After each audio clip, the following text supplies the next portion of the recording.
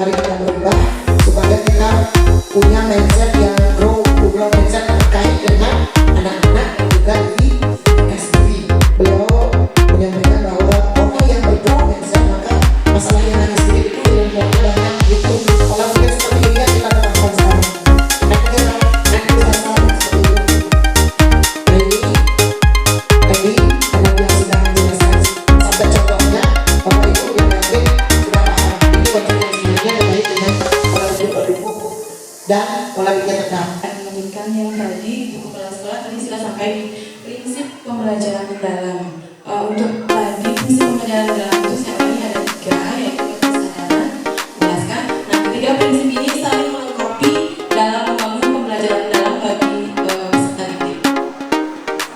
Baik, saya lanjutkan untuk materi asesmen. Dalam pembelajaran mendalam itu ada yang namanya asesmen formatif, ada juga yang namanya asesmen sumatif. Kalau asesmen itu bertujuan untuk memberikan kembali kepada siswa yang untuk memperbaiki proses pembelajaran.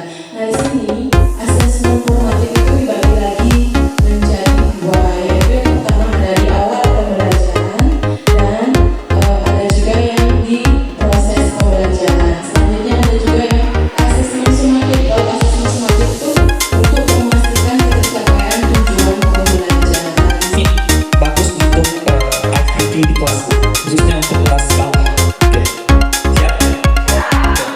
Bentuk lope, lope kecil, lope sedang, lope besar, lope jumbo. Ini apa?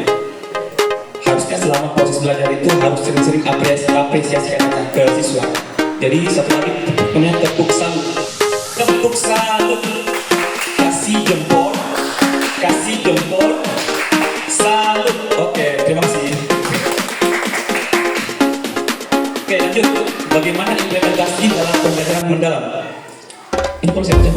Oke, yang pertama adalah pelaksanaan pembelajaran dalam pembelajaran mendalam menekankan keterpaduan antara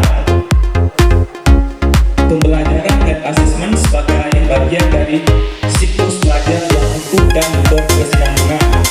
Kemudian selanjutnya asesmen, khususnya asesmen formatif, tidak dipisahkan dari proses belajar, melainkan digunakan juga secara strategis untuk mengeksplorasi cara berpikir murid, memberi umpan balik dan bermakna.